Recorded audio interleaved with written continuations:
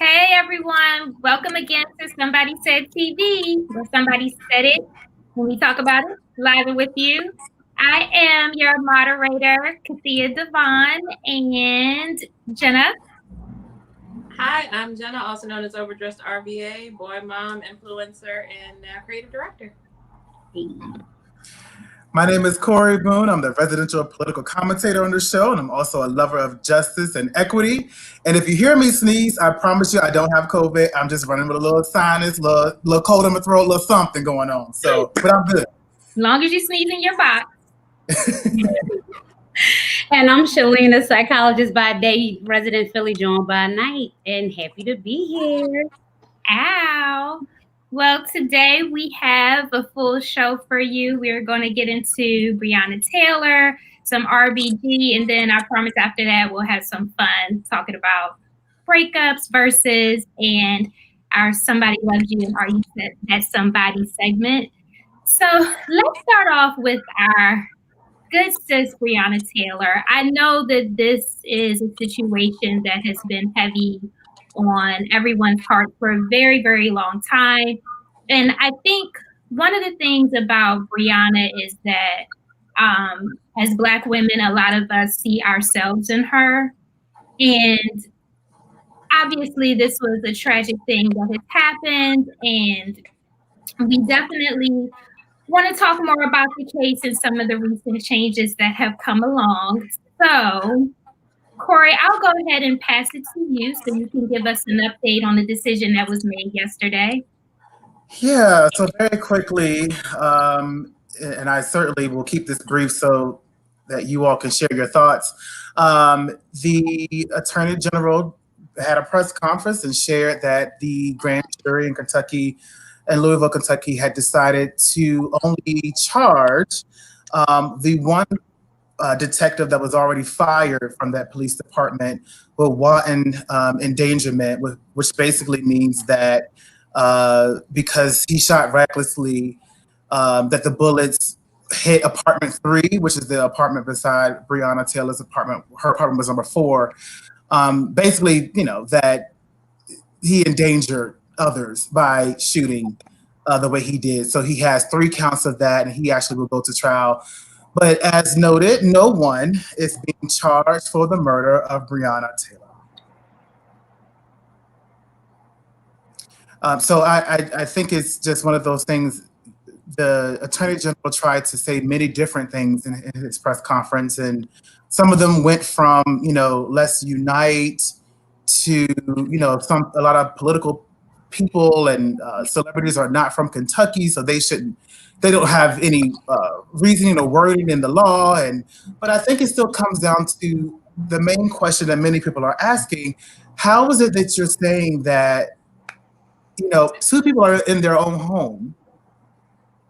There are officers that come to detectives and officers come to the home.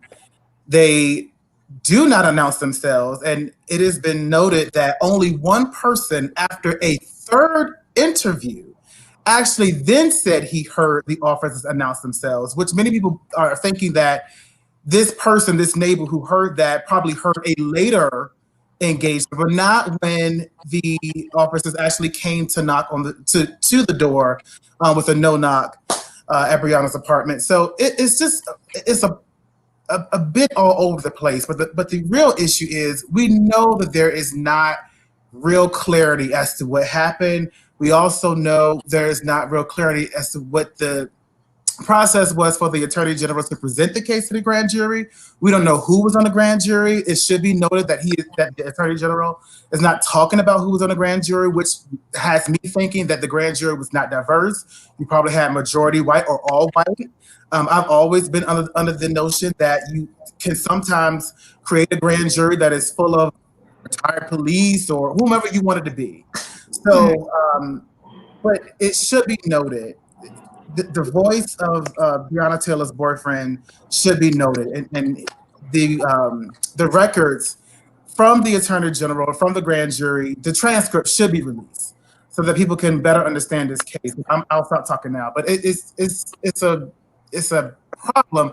But people are trying to understand, how are they able to get away with it when Breonna was not shooting, you all came through her home. Like it just really begged a lot of questions.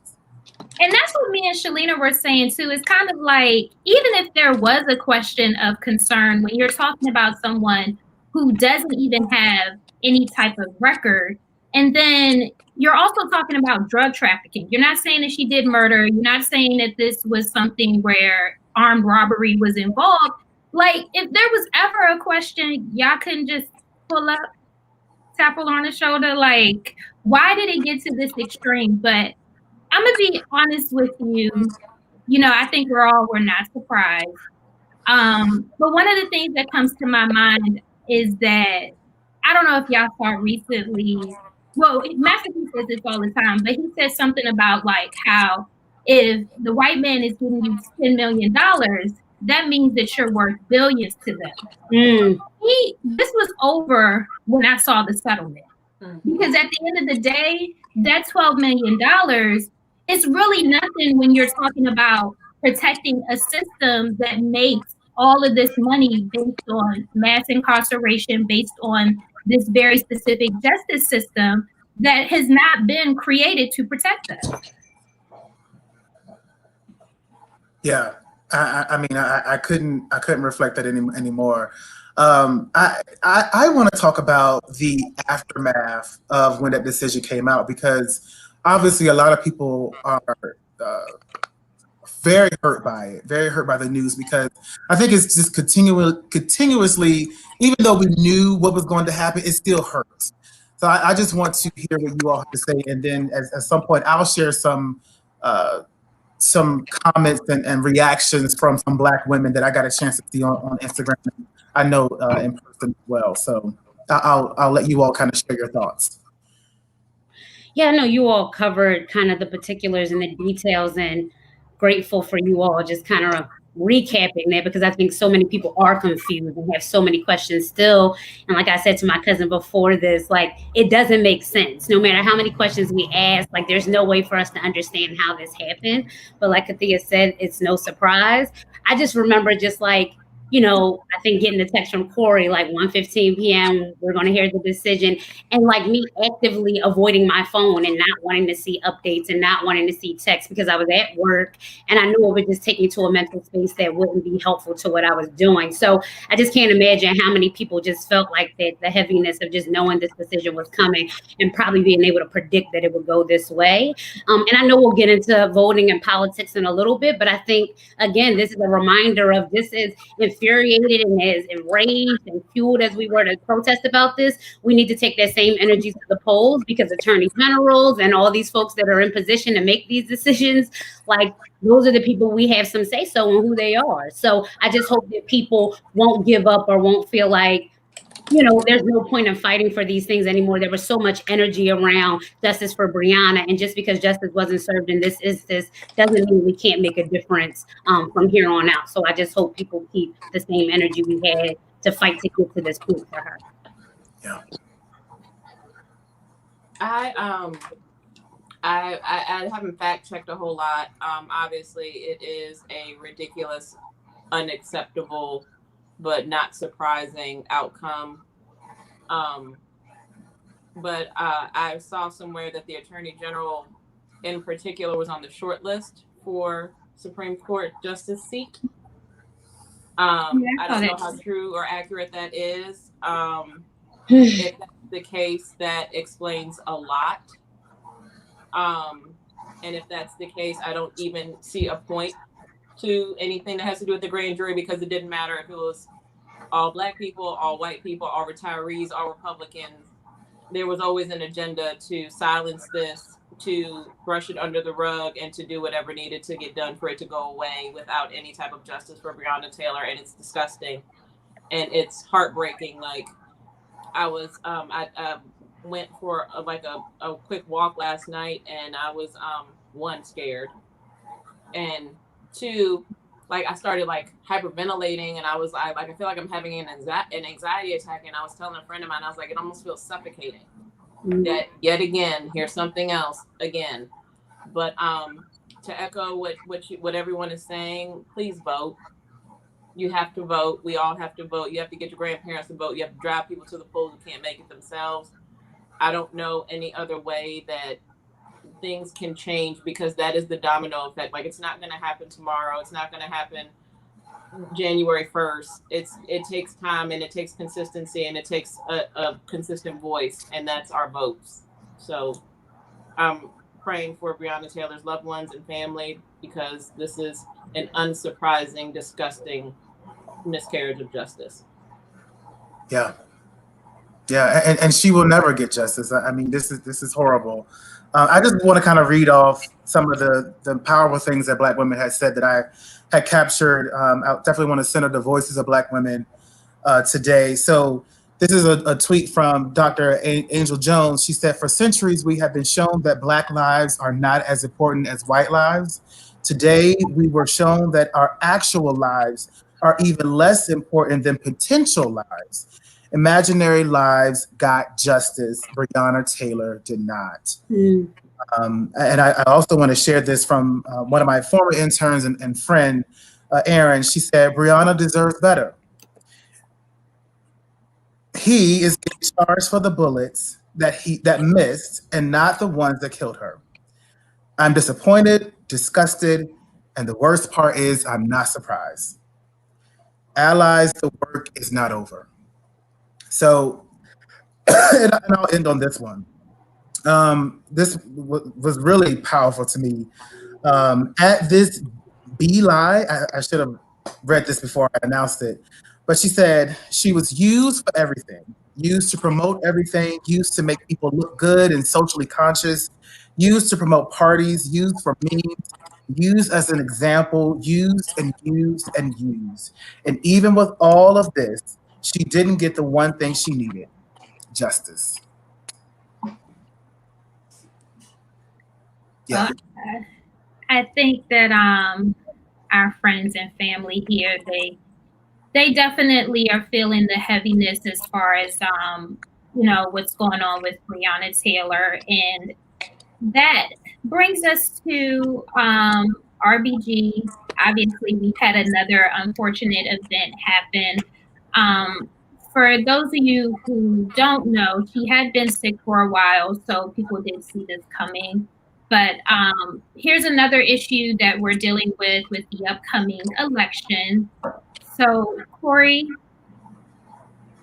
I'll let you take it from here. Yeah. So obviously Ruth Bader Ginsburg, 87-year-old, passed away that last Friday from pancreatic cancer. She was a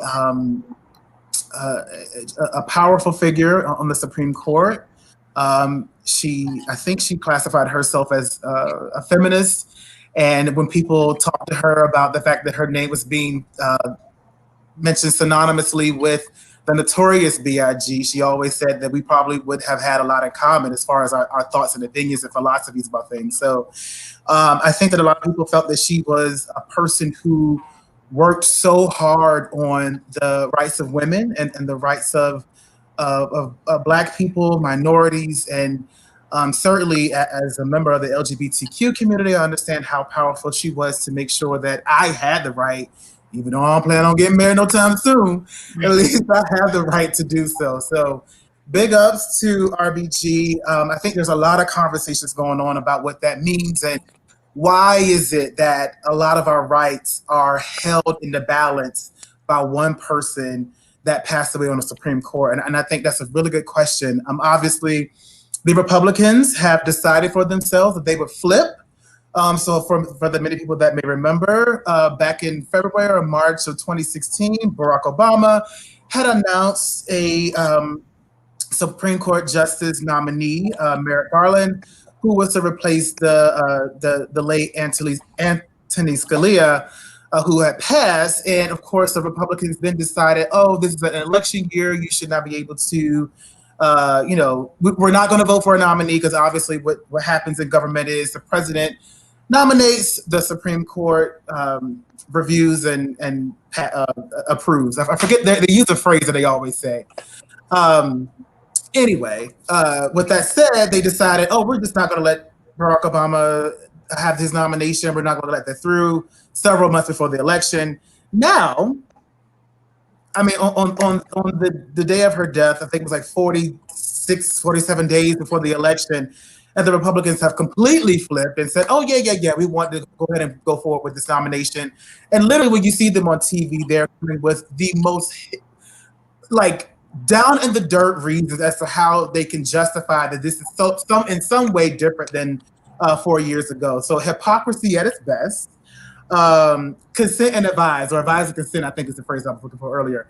But long story short, definitely want to open it up to you all, but as we all know, I mean, voting is going to be extremely important. The phrase, elections have consequences, is certainly true in this, because had this been a different administration, this could be a completely different situation. Now, it's a situation where there could be potentially 6 conservatives and only 3 liberals on the 9-person court, which means that the court will automatically lean conservative. And there are a lot of cases upcoming. One is the election itself. I mean, let's put that out there. If there's any litigation like anything that happened in 2000, that could be on the docket to go to the Supreme Court, because as we remember, the Supreme Court decided that George Bush won Florida and therefore won the presidency. So we have healthcare coming up. We have immigration coming up. We have women's rights. I mean, certainly we know about Roe versus Wade and the women's right to choose if they want to have an abortion or not. So all these things are on the docket. And if you did not think that this election mattered, 2 weeks ago, I certainly hope you believe that it matters now, because a lot of lives, I shouldn't say your life for the viewers out there, but my life is certainly can be affected by this, and the lives of so many people that I love. And I will have to say that if you are a believer of the rights and civil rights and equity and liberation of Black people, again, you cannot sit this vote out. This year is too historic to do that. You must register and then vote by or on election day, November 3rd, please. And I'll open it up to the ladies to share some thoughts. So I want to clarify a couple of things, and maybe our viewers can help. But I too did see that the Attorney General, Daniel Cameron, is possibly on the list. So if anyone is able to, is that true? Like, is that a fact? I will say that I don't know if that's true, and I'm just going to put that out there. I don't know if that's true or not. Trump has kind of released some names. So we also know that Ted Cruz, senator from Texas, was also on some sort of list. But, since we're just being hypocritical today and we want to, throw a little bone to you all, Trump and a lot of the Republicans are saying, well, Trump said that he is going to nominate a woman to fill the role, which basically that means is we're going to symbolically give you something. And so there has been a shorter list of women. The name of the woman that is kind of on the top of the list is escaping me. But I find it just hilarious that, again, that, people think that representative politics is all that people want, and that's just not it. So yeah. I don't know if Daniel Cameron is on the short list or not, but I know that for right now he's really not going to be considered for it. Since Trump has came out and said that he wants to have a woman on the court, or a woman to replace RBG. Well, and the other thing, I'm sorry, Shalena. No, go. I was going to say the other thing is, realistically, can we expect anything from the Democrats as far as holding up this nomination, making sure that our voice and I guess our side at this point does have more of an input on who gets to be chosen for that seat? I know there's different techniques of waiting it out, but a lot of people feel that the Democrats don't necessarily have it in them to basically use some of the same tactics as the Republican Party to sway the decision one way or the other. I'll certainly let other people jump in here too. There are a lot of things that the Democrats can try, but when you're in the minority in the Senate, that's kind of hard. Don't quote me on this, but I think there's like 46 45 Democrats, 2 independents, and 53 Republicans. So there needed to have been 4 Republicans to actually block an upcoming vote, and the Senate Majority Leader, Mitch McConnell, was able to kind of get everybody in line, other than 2 Republican women, senator women, to actually go along with the vote, which means he has enough vote to do it. So to go ahead and pass this thing through, I think I've heard that typically Supreme Court nominations typically take about like 2 months, 70 days, and they are trying to ram this in before November 3rd. I find it very interesting that they want to do that because there is a Senate election in Arizona. The Mark Kelly, who is the husband of, I forget her name, Giffords, and I apologize. Mark Kelly was a I guess former astronaut, I guess. Long story short, he is running in the Arizona Senate race. He is likely to win, and it's because it's a special election, or special election for the seat. He will be able to become right on the Senate as soon as he's elected in, if he wins, of course. So that would certainly change the number of majority minority just a little bit. So they're trying to get this done as soon as they can. And again, this has implications for the election itself. These Republicans are doing exactly what you would imagine they would do. They are changing the narrative. They're revising history. They're doing all these different things to be able to. Yeah. Brayden brought up a good point about changing the fact that they serve for a lifetime. 7 out of 9 are 60 plus. Yeah, I think that one huge thing about that is, Ruth Bader Ginsburg was 87, and a lot of the,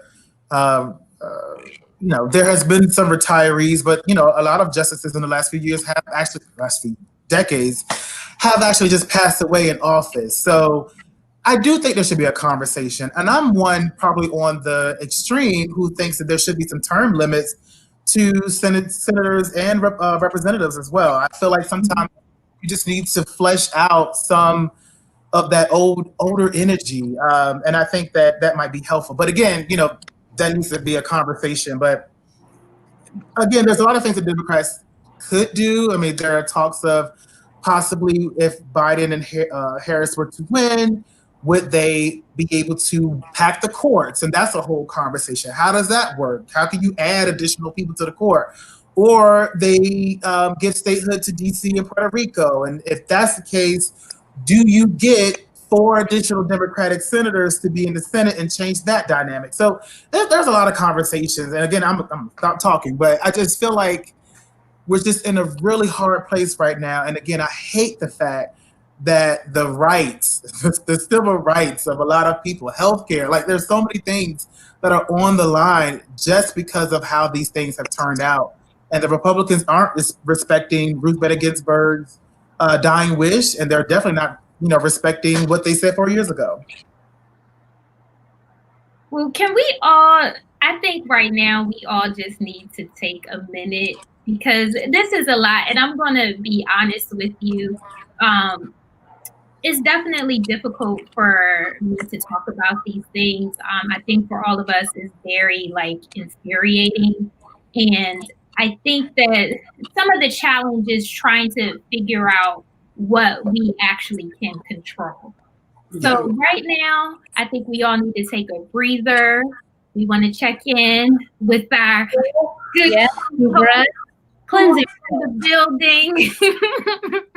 But when you know better, you do better. So Corey, thank you so much for giving us the information that a lot of people miss and a lot of times don't have the courage to ask the questions that they need the answers to. So thank you for doing the research and doing the work. So, and Kathia, I agree with you. It's infuriating. It's overwhelming. It's draining.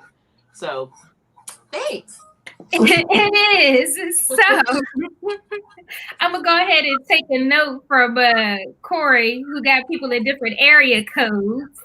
What is everybody representing? Go ahead and check in. We definitely want to say hi to some of y'all Yeah, I've been saw Brooklyn when we started talking about notorious all DC. They talking about Brooklyn in the building. We already know New York is here. We seen it. Shout out to Amy J. I just saw her pull up. I saw Shanita, the girl with the hat. But yeah, I feel like some of this stuff, and we've talked about it before, having to relax and just take a minute. Shout out to Maddie from 757, I guess. Michigan in the building. Henry put 216, but he meant 301. Oh, it been changed. Come on. We have, Chris McQueen is in the building. Hey, sis. Oh. 216. All right, y'all. So we're going to go into some of our, well, I don't know if this is fun topics, but since we last were here, I don't know if it's just me, but it seemed like everybody broke up over these past 2 weeks.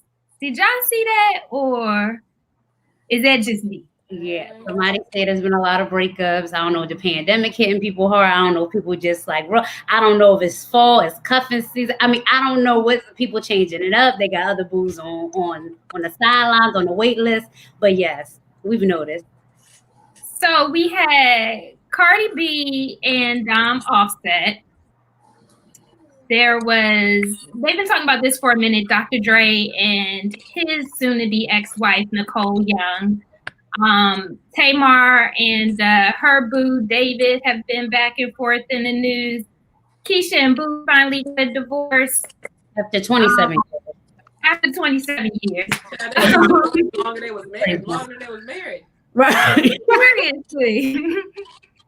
Ray J and Princess, they're getting divorced again. Thank God. Before it started, but go on. That's what I said. Thank God for that. I was so ready for them to be done. It was a beautiful wedding. But you pushed me in the pool, and we got beef forever. Yes. No, yeah.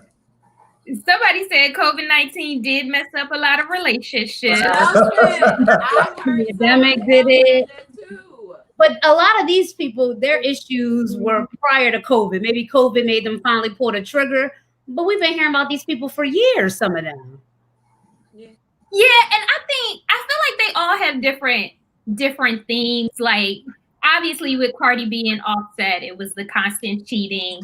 Then we had Ray J and Princess. Nobody will forget the pool incident, but I think what stood out to me was the challenge that she was having with their family. Yeah. Mm-hmm. Keisha and Boobie, I think once Boobie decided he didn't want to play basketball anymore, things just kind of from there. And what happened to her new boo? I know we said her and Boobie finally divorced, but she did get a man in between, had a show and everything, and he basically disappeared. Yeah. I don't know, but that new boo that tried to shoot his shot, as soon as she's ready, he's ready, and I encourage her to get ready. Yeah, but I mean, I think she could take a break and focus on some good music. Let's bring them bangers back before she get into something else. She definitely can. I give that to her and Tamar. Like, y'all could definitely take or listen to their music. Yes, heal yourself. You know, making their music is therapeutic. Listen. Yeah, I ain't never like that. Right all of them, maybe? All the couple? Or who was she referring to? Just all of them? I don't know. Jena, you were saying something? I said I never liked the Happy Mary J. Blige album. I like when Mary is like going through it.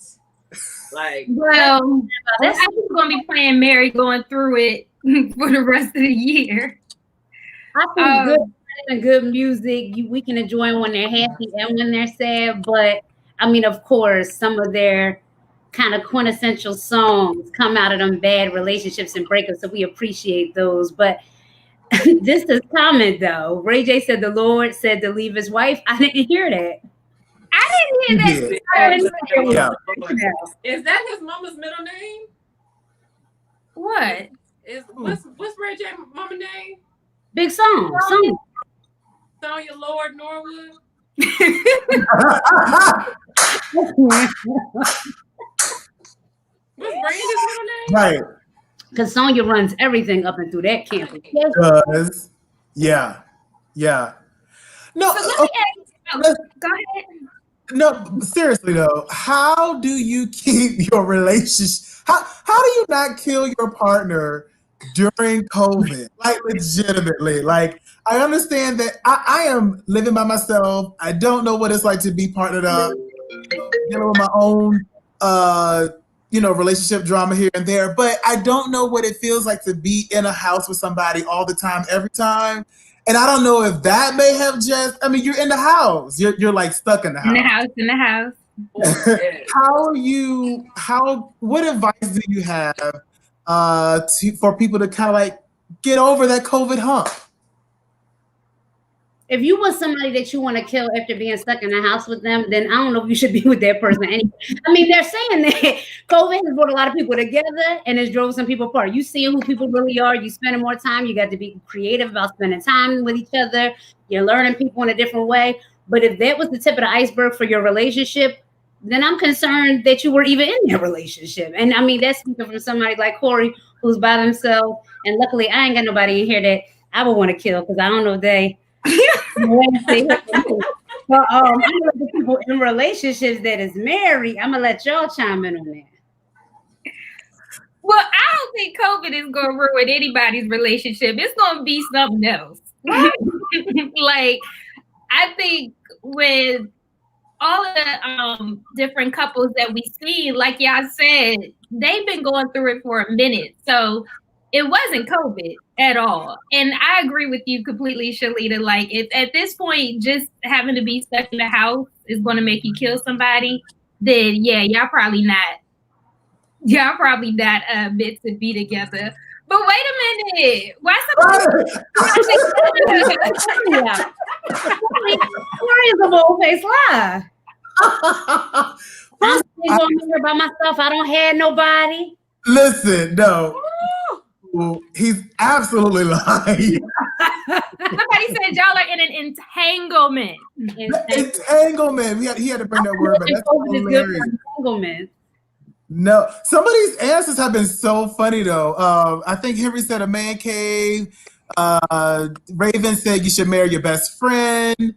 I would love to hear more about some of the. I married my best friend. Okay. And my best friend lets things happen right in front of his face that make no sense to me. And it makes me, I don't want to kill him. I would never want to kill him. But you probably was at like a social event. Sorry, you probably it's not COVID. It's not COVID. Right. It's not COVID. It's not COVID. It's not social media. It's not, passwords, phones, whatever. Your friend, his friends, her friends. That's not what it is. A friend of mine was at a social event and they were like outside on the fire pit. And she said, the host was like, y'all notice like with your spouses being home that like you realize how much you do in the house. Like you do everything. You feel like you do everything. And the women were like, oh my God, girl, yes. Like, I cannot believe like he just sits there and nothing happens and I'm doing everything. And she went in the house to do something because she does everything. And her husband came outside and was like, God, man, I do everything around this house. And it's just perspective. It's perspective. It's what if you don't communicate, if you don't have that understanding of each other, yeah, you're gonna kill each other on COVID. Yeah, over COVID, stuck in the house, yeah, that's gonna happen. But it's not because of COVID. It's just like you have to understand the other person's perspective and how they see things and what they're going through and their vantage point. And if you're not doing that, yeah, you probably somebody gonna die. So the thing I would say is that COVID probably made people in relationships that should have been ended a long time ago. I can see that. I can see that. I don't know. Well, we actually have another young lady who went through a breakup, and she's part of our Battle of the Browns today. And today for Battle of the Browns, we have Laquan Smith. There were a couple of young ladies seen in his latest silhouette. Can y'all see that? Papa, who this woman? I don't know who the woman is. Yeah. So first is Miss Jackson, and then second there is Carisha, aka Young Miami. Oh. Oh. Miss Oh. Jackson Nelly. Oh, cheers to Young Miami being single on a yacht. Yeah, Carisha C single too. And Miss Jackson Nelly. Miss Jackson. Yeah, Nelly Miss Jackson. Okay. Oh. Nelly is very sorry. Body on both is everything. I'm here for it. Mm-hmm. It seems like they both wore them in appropriate social settings as well. Mm-hmm. Are they both standing beside pools? It seems as such, doesn't it? I'm gonna go with Miss Jackson because you had to deal with Nelly, so girl, you get points. So we have to describe the outfit to people who may not be able to see the screen. So can someone describe what these two women are wearing? Because I just see a lot of legs and a lot of body. So this is what appears to be a Laquan Smith cat suit with sheer legs, sheer arms, and the most important parts covered. Very flattering for women. Young Miami, is that her name? Yes, Carisha. Carisha is supposed to accessorize over her mesh with a watch and with a nice Dior bag. I love a small bag. Big bags don't really do it for me unless I'm functioning. But when I'm cute, I like them small. But for the actual silhouette, the actual materials used and the kind of setting that you would wear something like that in, I probably wouldn't pair it with boots. So that's where she lost me. So Miss Jackson wins for me. And the simple makeup, I love it. Slick back hair for both. It was a good idea. It was a good time. I'm here for it, but I don't know what's on Young Miami's neck. Yeah, I don't know. Besides the actual suit going up a little further on the neck. Is it on both of them? We can't see Miss Jackson's neck really. But I think it just comes up on the neck. And she still wins. And Young Miami looks like she's holding something. It might be her sleeve. You see these Yeah. You can see there's like things that come off from the sleeve, I think. I'm here for it. It's a good time. It's definitely a moment that you can't repeat, but it's a good time, and they both look great. But I'm giving it to Miss Jackson. I'll give it to Carisha. She just had a baby. She looks amazing. I'm assuming this is after the baby, I guess. Maybe not. I don't know. But she's... I think so. I think they both look amazing as well. I'm going with Miss Jackson because I just like her shoe choice better. Thank you. That's how I feel. Yeah. So for me, I think that it's a great silhouette. It's very flattering, and it looks great on both of them. But Young Miami, she took a bomb picture, and I actually tried to find a more flattering picture of Miss Jackson so you could see like how the entire outfit fit on her, and that's what she posted. But Young Miami, she took a bomb picture. Like this is a really good pose for her. It's a really good angle. My only thing was the boots, and I feel like these were the same boots when we talked about the Ducky confetti look. I don't know if these are her favorite boots or what it is, but I definitely would have went with the different shoe choice. But other than that, to be honest, Miss Jackson really isn't giving me anything with this picture. I love Miami's makeup. I love how her hair is pulled back. So I'm going to go with Young Miami. Oh my God, it's a tie. It is a tie. That almost never happens. So Maddie said Young Miami. Maddie girl. And the young Shalena.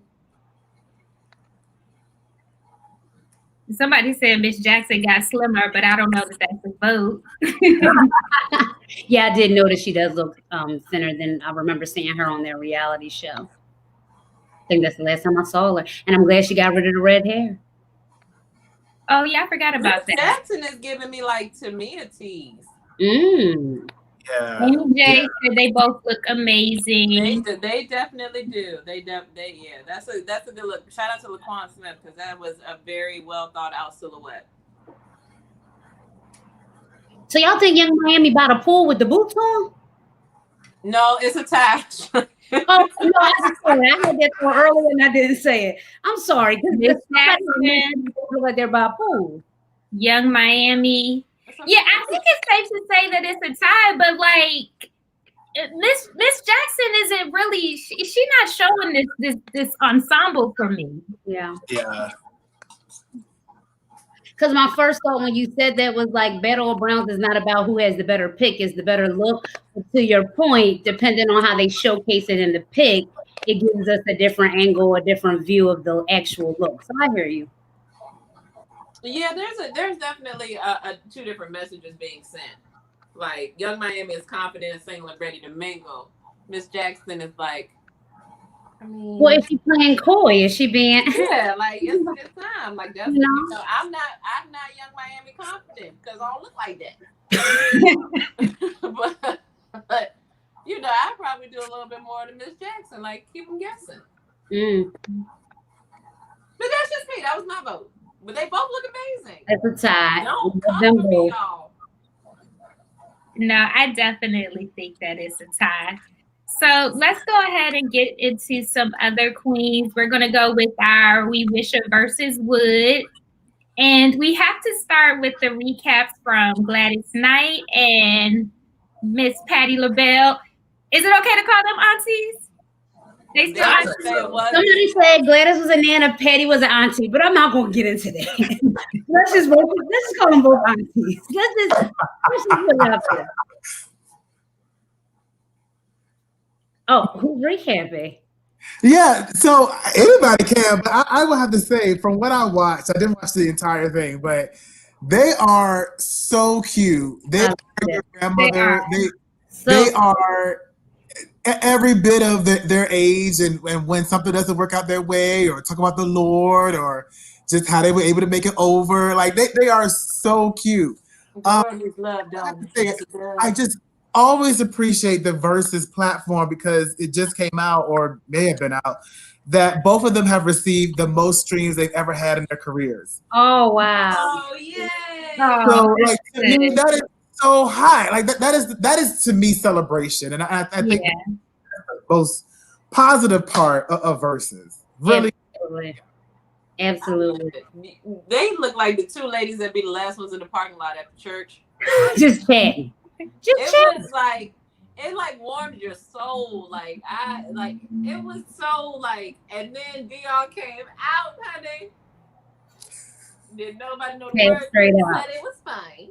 Yeah. I have to say, it just made you feel good. Like, it just kind of made you rub the eyes, like, my grandma. Yeah. It was so good. It was food for the soul. It was a really good time. Well, you cannot come for Auntie Patti with them hits, but when I tell you that Auntie Gladys took me away with that live singing, yeah, 70 plus years old and she can still do it. She even took care of her voice. Yes, did not miss a beat. When she started singing, I said, "Wait, she about to do this for every song?" Right. All of them. ALLOM. Yes, and when she got up on my neither one of us, he said some notes you can't hit sitting down. You have to get up on. You know what I mean? That took me straight up. And I love the Queen Philly Joe and Patti LaBelle. Let's not get it twisted. I am a Patti fan. I'm a fan of both, but I'm Team Patti. But they both just took me. They took me there, and I think a great sign that it was just an amazing Verzuz. I went back to look at the video of it just to catch the moment that people were talking about when Patti said "period poo." I missed that, and I missed that. Ended up about 30 minutes later, I was still watching the Verzuz. I just got lost in it. It was good. Somebody said it was so wholesome. So wholesome. It was. Yeah. Somebody said I'm still replaying that dance break. Yes. Listen, and the other thing is, Auntie Gladys still got her hips, okay? Yes. Like Auntie Gladys, I love her suit. I live for her little suit. Yes. She They came. look so But cute, and I was waiting for Patty's shoes to fly off, and she did not disappoint. Both red bottoms was in the air. hit the knee, came back down. She was still. And she had like a whole stack of shoes, like. She had shoes on display. She was in her closet like Nene, like, my stuff is not together. No, Patty's is together always. It was sitting. She was sitting, the shoes were sitting, Gladys was sitting, the floral arrangement was sitting, everything was great. I didn't understand why at some point we heard some songs 2 and 3 times up. They were messing up. I was confused too, and Patti had about 2-3 goals at once, but I think that was behind the scenes there was some mix up. Them not putting her words on a teleprompter. Please stop. Teleprompter. You know she needs her words. She wrote the song, but she don't remember all the lyrics. Mm-hmm. So please stop playing with her and put her words on the teleprompter. So and you know what? Some things behind the scenes. And you know what, Shalena, like you said, we knew this because we all saw the clip from Patti LaBelle in 1995 when she was down at the White House and she said she needed her lyrics to this Christmas. Somebody disrespected her, did not have the lyrics, and they knew she needed it. That's why she was that other video. That's why she was looking for her choir when she was looking for her choir. She needed the better. You know, she's here for the ad libs and the notes. She's not here for no song in a performance. Yes, she's out though. Yes, she's got to dance. She's got to kick off shoes. She has no time to sing a full song. You hit them notes, honey. I don't care what you say. If I'm being 100% honest, if you hit notes like that, it don't need to be words. Period. No. But apparently, there are some other people that maybe possibly on the verses, or are we doing our own make believe, Kathia? This is a we wish a verses would, and there have been talks about Mariah Carey, but I finally saw someone who did offer a formidable opponent. So, what y'all think about this? Mariah Carey versus Toni Braxton. I'll be here for it. Jena is weak. Why are you weak, Jena? Why? Oh my God. What, Jena? I think it would be good. Okay. Why are you laughing? I feel like this is about to be some Toni shade. No. I thought it was Mariah shade because we know Mariah may not be able to sing it live. Versus, you don't need to sing live. I'm Gladys and the Patti. You don't have to sing live. We talking about the hit. Short of entertaining, Mariah Carey has like 86 albums, but it's fine. Yep. Oh, Toni has some hits. Toni got it. Mariah Carey has very popular songs that to me can be beat. So like I don't disagree with that. You could be a dream lover. You could beat a fantasy. Like she has songs that can be beat. I can see that. Fantasy, though, but who said that Mariah Carey can't really sing that good no more? Somebody said. Again, versus somebody said she live. We I feel like that part of it, the live part of it, would be really entertaining. Right. Because you know what? I feel like Mariah would like. Go ahead, Shalena, please. No, Mariah would give us Patti LaBelle. Mariah is a diva. She might give you a couple. She gonna be so. You know what I mean? I feel like she gonna give us a show. So I'm here for that alone. She don't need to sing live. I don't need to hear her sing live.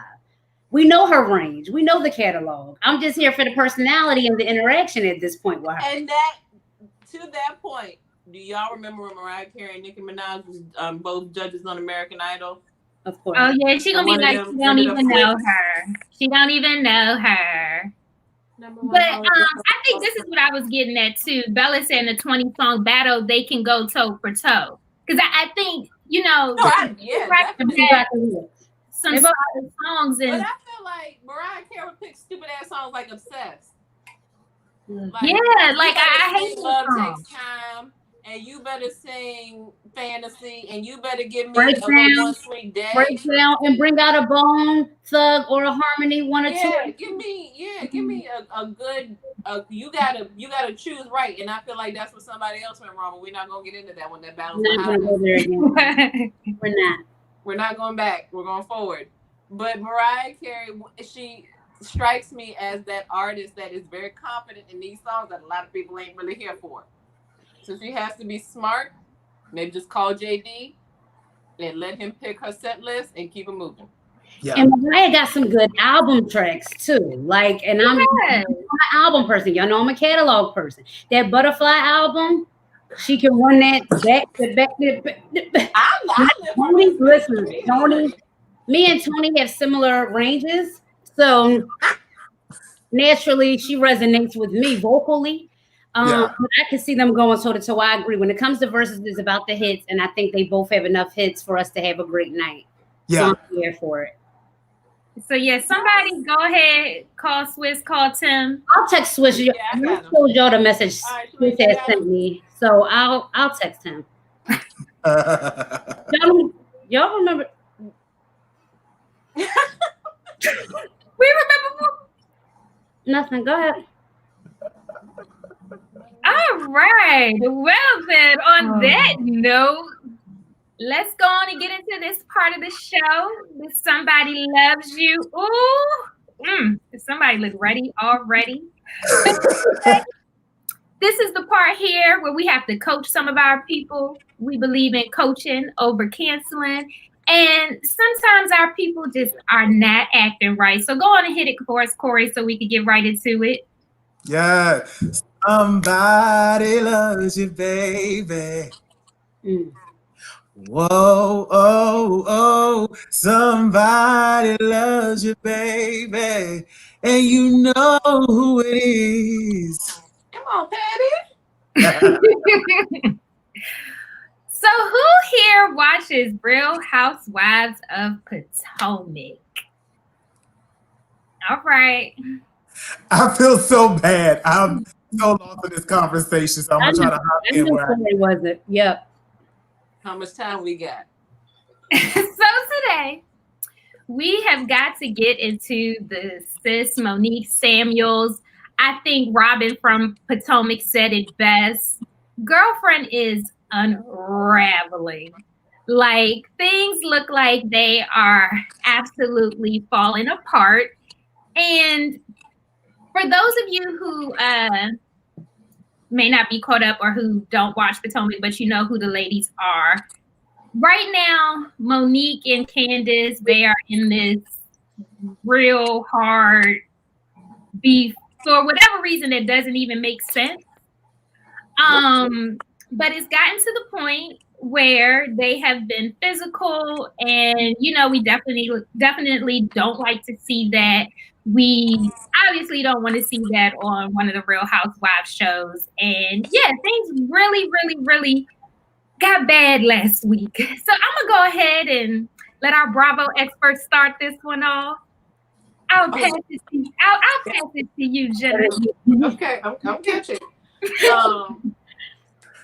So, for those of you who don't know, Kathia and I are very much into Bravo shows, but she only watches some of them. I watch all of them. And we attended BravoCon together. I feel like I got COVID back then, but that's a whole nother story. Anyway. Was in New York. It was, and it was November. I digress.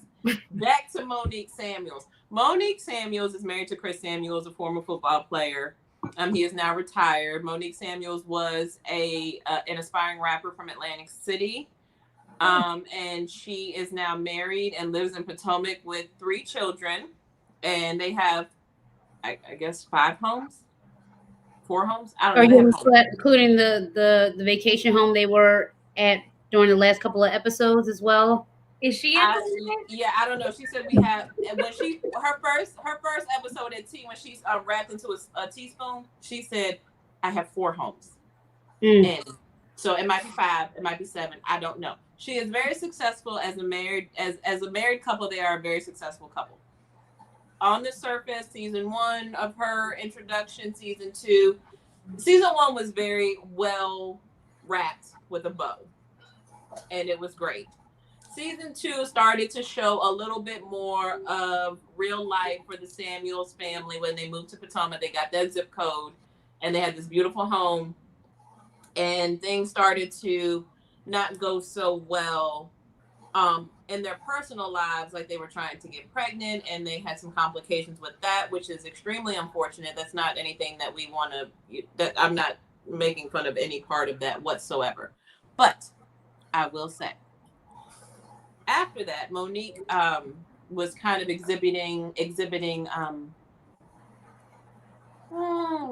behaviors that were a little concerning as it surrounded alcohol consumption.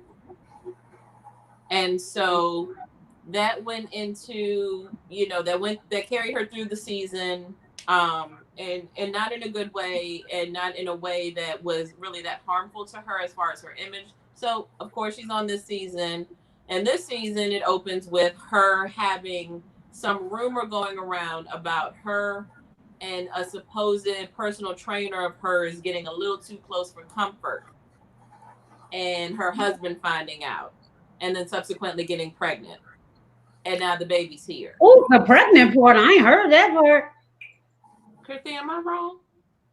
So somebody, word on the street is that people saw Monique out with this specific man and they looked too close for comfort for a married woman. And Jena's not saying anything about the child. The child is Chris. I think that's what threw Shalena off. No. I'm not attacking nobody's family like that. Like, no. Yeah, it's just that the timing that after this happened, she did have pregnant. So apparently there's a background storyline of some of the girls creating a rumor that this could have been this person's child. But the thing is that she's mad at Candace, and she said out of her own mouth that Candace isn't even the one who put this rumor out. She said that Candace actually said nobody would even believe what you all are talking about right now. But Monique just needs somebody to be mad at. So you want to be mad at Candace because Candace is not the fan favorite. Like, you can't come for Giselle. You can't come for Robin. You can't come for the Grand Dame. You can't, who else is there? You can't come for Dr. Wendy because Dr. Wendy ain't even in it. So the person that you come for is the little sister that you guys like, oh my God, my husband's name is Chris. My husband's name is Chris. My husband does this. Oh, I did that too. And I'm from here. And I've been there. And they were like joined at the hip as soon as they met. But now it's like, it's a facade of a friendship. And Monique needs somebody to be mad at. And this season is Candace. And it's being flipped in a way that's like Candace is always looking for somebody to have a fight with, when Candace like literally walks away, physically gets up and leaves situations where Monique is trying to always her. Walks away. But that's not right there. What happened? Candace always walks away from stuff though. It's not just this situation. I mean, and that could be true. When things aren't going her way, she's usually like, I'm not doing this. I'm not talking about this. And she walks away. That's what she did. I mean, she didn't walk away with that butter knife. She's not so about it. Her bark bigger than her bite. She go after people that it is. Her bark is bigger than her bite. You know she can dominate Ashley, so she go for her, but she don't want no smoking money. Not taking away from the fact. No. She did not go for Ashley. Okay. So I want to clear that up. I don't think Candace went for Ashley. This started last season. Ashley said out of her own mouth that she was not drinking because she wanted to get pregnant. When people saw her drinking, Candace just said an obvious thing. Well, maybe she doesn't really want to be pregnant. And let's be clear, her husband is 70 years old. He has all these cases of sexual harassment. Come to find out they have an open marriage, blah, blah, blah, whatever. So anyone would question any wife specifically wanting to get pregnant by this man. But I think the problem for me with Monique is that she has her own shame and her own guilt, and she's trying to cover that by coming on here and being a champion for marriage. When the reality is that, boo, nobody ruins a marriage but married people. So all of this about somebody said this and somebody said that, and Monique has all of these complaints.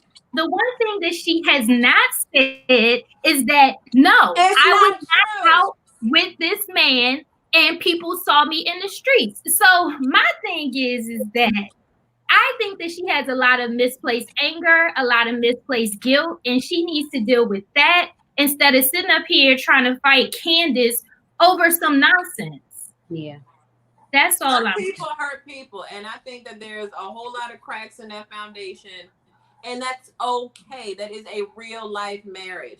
You don't have to be perfect. Your life can be beautiful and flawed at the same time. There's nothing wrong with things not being perfect. But you sitting there and projecting this anger and this guilty conscience onto this child who you already know has challenges with like her reputation and the way that she comes off in her relationships with people. But that's what Monique is banking on. She's banking on people who, that's why she chose Candace. She's banking on people who feel like that about her to rewrite the narrative, when the reality of it is that Monique is just fragile and frustrated. Her husband getting on her nerves. She's overwhelmed. She's tired. And that's why she's always ready to come to blows. But keep that energy at home. Like, I get that there's a lot that she has going on. And as a mother, I'm not going to take that away from her. But when I look at her relationship with Chris, I think the biggest thing is that she does not feel supported day to day. And that makes a big difference, because outside of being a primary parent, having to plan school and childcare and doctor's appointments and all of these different things, that day-to-day support makes a big difference. So for me, that makes my life 100% better, 100% easier, knowing that I always have somebody else that I can realistically count on. And when I look at her talking to Chris, it does not seem that way. It seems like she these don't count. And the housekeepers and the cooks don't count as her additional support. Does that really? I was just asking. So does that take away the role of a husband or no, not at all. Not at all. Okay. I want to highlight something that Amy J said. She said Candace and Monique both are being played by Giselle. Is that true? The puppet master? Say it again, Amy. I don't think that either one of those women are that weak that they can be manipulated, because Giselle can't throw nothing that you don't give to her. If you want messing around with the trainer, it all goes back to that. If you didn't attack Candace for no reason at a lake house and at a winery and at lunch and at this and at that and at every opportunity to turn around and make a situation about Ashley's husband supposedly cheating on her, about somebody saying something about your marriage, but you don't never say that. Like, you always reel it back to attack Candace. It's not as hidden and inconspicuous as you think it is. Like, every time, like, didn't we worry about this last year? Yeah, I agree with you, Jenna. I don't think that Giselle is being a puppet master. I honestly think that that's what Monique tried to do. She's trying to craft this in a way that this can be more flattering to her, for her to feel better, for it to look better. I don't know, but I think that Monique was very purposeful, because honestly, it makes more sense for her to be mad at Giselle. And I think she knows that, but I think she's playing the game of being on the show. And Candace is the easy target. Everybody thinks she's annoying. Everybody thinks she's a brat. I just think she's a brat. I don't think she's annoying. I think she's a big girl and she's a brat. I just wish she would do something that would make me like her, so that I wouldn't be siding with Monique, because I know Monique is wrong. I know it, but I can't stand Candace. So I'm like, I'm rocking with Monique. I'm like, drag her just one good time. Maybe that'll chill her out. So y'all pray for me on that. At least you're honest. I'm trying to be, and I can appreciate that, because the thing about it is like the more that Monique goes at Candace, the better Candace looks to me. So I can definitely appreciate a perspective of, I haven't lost who Candace is. So I definitely appreciate that, because the harder Monique tries, the better Candace looks to me. Yeah. So and that's just how I feel. At the end of the day, what are we telling Monique to do? Are we telling her, like, stop picking? Keep your daggone hands to yourself. You grown. You a mother. You're a wife. If that's what you are, first keep your hands to yourself. Unless that has something to do with your husband or your kids, keep your hands to yourself. You are a respectable adult. So in other words, Jenna, we want her to identify or do some work to see what's underlying that anger instead of projecting it onto other things and other people that are not at the root of what's going on. Yeah, for those who watch the show, she need to go ahead and get that box that Chris is in and just dump it on the dining room table. Let's just clean it up. Yeah, clean it up. It is. So we'll end on that Monique clean up the box. Well, you get a clean up woman, and then you really got some problems.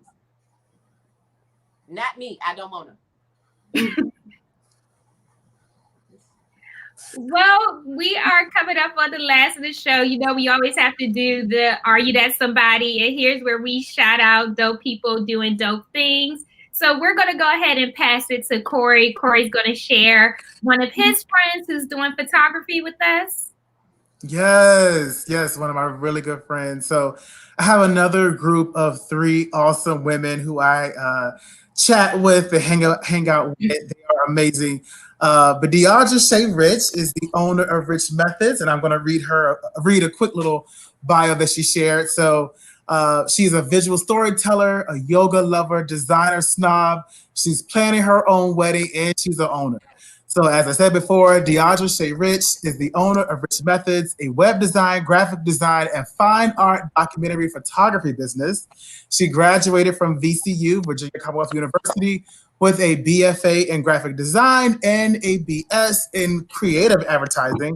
Is currently working as a full-time graphic designer and photographer for her alma mater. So I just want to give a shout out to Deandra Shea Rich. That girl magic.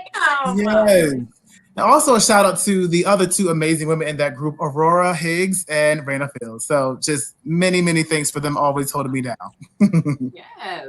So tell the people how they can find Deandra, because she does digital photography like freelance too, right? Yes. So please book her. Okay, she has some openings. I'm assuming that she does. I'm calling it and I'm claiming it for her. She has openings. Book her 2020, 2021, 2022.